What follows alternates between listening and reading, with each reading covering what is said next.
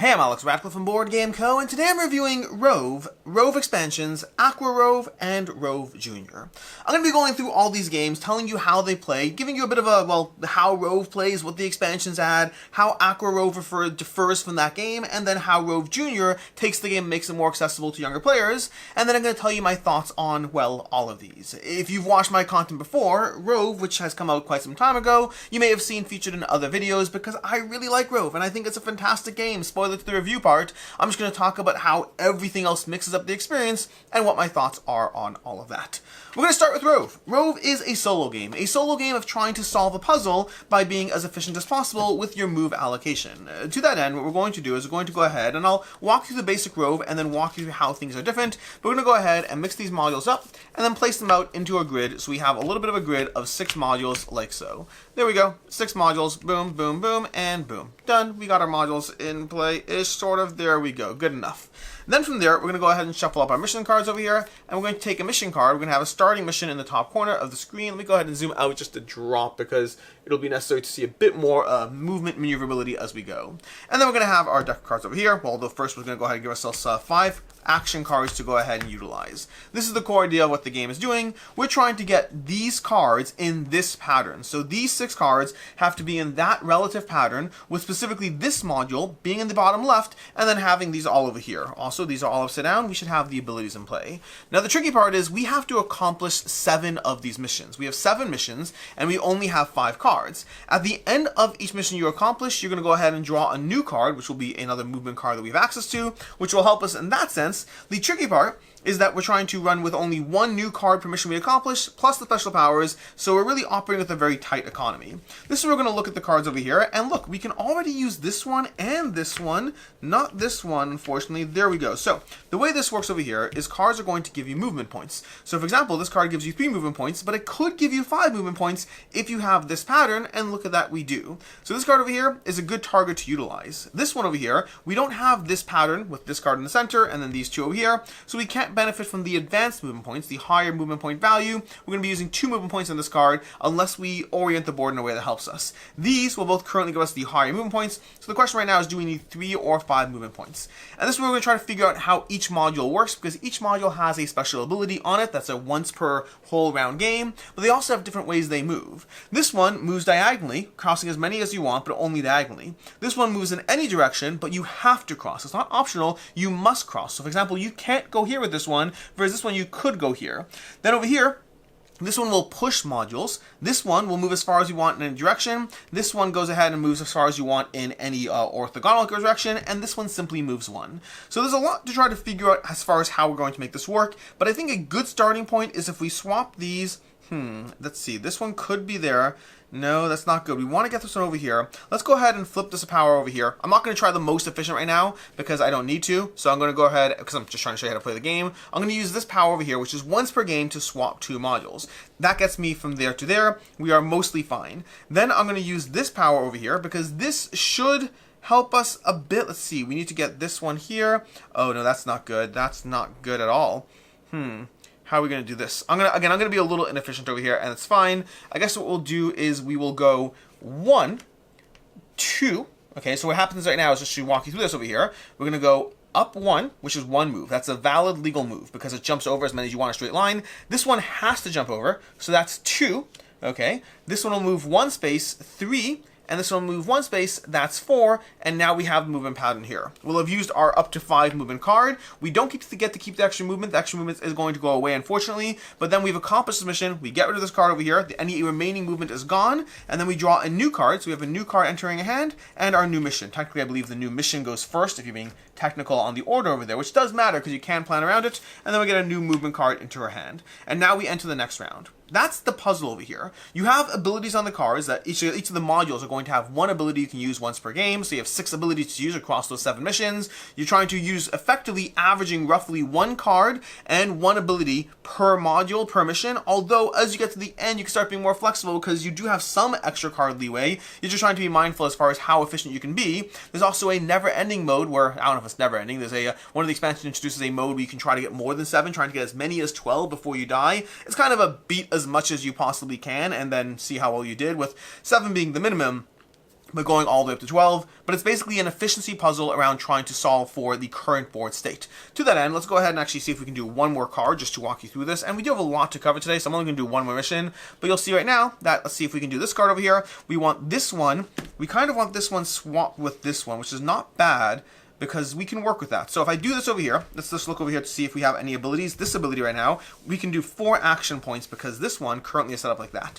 So what we're going to do right now is we're going to activate this, get our 4 action points. We're going to use activate an adjacent modules ability. So we're going to activate this ability, which lets us swap 2 modules again, which is very helpful. So we're going to go ahead and swap those because this gets us the bottom one, which is what we need. And then from there, we can go ahead and, ooh, this is again going to be the tricky one. This one is so annoying. The way this works is pretty irritating. Let me think about this. We had this like this over here. No, we had it like, yeah, we had it like this. Okay, so I don't know if I want to do it because this one being here might actually be easier than the alternative.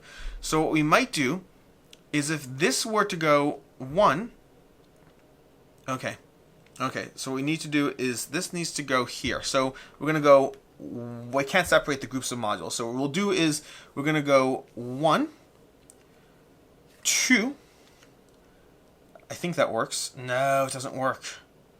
It doesn't work.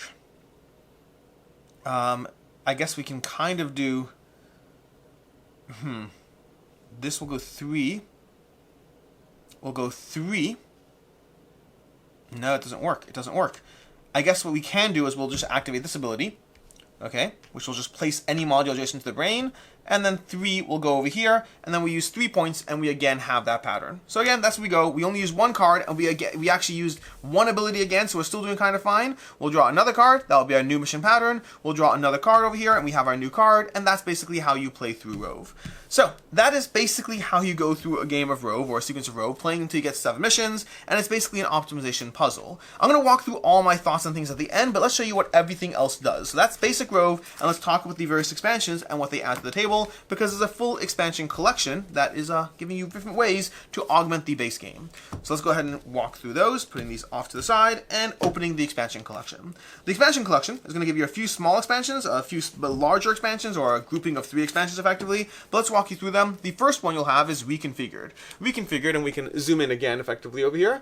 Reconfigured is going to give you new modules to replace the base modules in the game. These are basically new cores, which you can use these instead of the basic one. They give you new abilities. Pick and choose any combination. Well, not any combination. You need to have 1 of each type, but then past that, you're getting new abilities on these cores, which just gives you variability to the experience and new mental tricks to try to work your way through. We also have Fascinating Flora. Fascinating Flora is going to be a card module that gives you, well, slightly different flora on the back of these cards, so different designs, same core puzzle, but you're going to mix these into your game, and these give you fewer movement points, but they let you refresh modules, which means if you've used the abilities on modules, you have 6 new cards here that give you ways to refresh those abilities, giving you, well, the ability to have fewer movement points, but taking advantage of those very strong abilities. And then we have these 3 over here, the expansion collection of Ice, Alien, and something or other. Let me see what they're called over here. It's Icy, Alien, and Cosmic Crisis.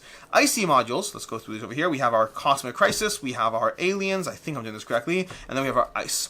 Ice is going to, again, give you some ice art on the back, but same core idea. You're getting various puzzle situations, and on the front, when you mix these into the deck, they give you movement points, a set amount, but they freeze certain modules. So you get 3 movement points, but you can't move these modules. The harsh conditions on the planet have effectively made it so that some of the modules each round can't be moved, giving you a new puzzle to work your way around. The Alien one, similarly, we have our little aliens in the back, giving us fun little art and things to wonder about. But then we also have over here, which every single one of these cards makes all modules move like a certain module. So now all modules move like, I believe it's called the machine if I recall correctly, all modules move like the brain effectively. So you have it kind of limits, instead of being able to take advantage of multiple movement abilities, you have specific movement abilities that are being used instead, just like the one. They all move a certain way.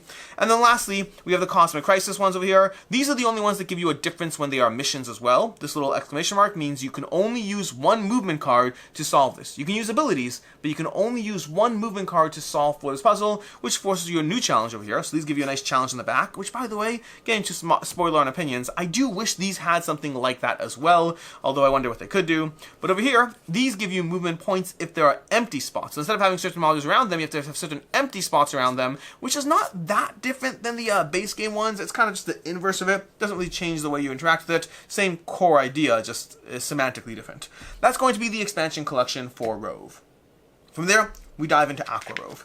Aqua Rove is going to mix up the base game by giving the movement patterns on, well, it does two things. First of all, the missions have two modules that need to be in a specific location, but then also it's going to mix up the movement patterns on the cards themselves instead of onto the roves, instead of onto the core modules.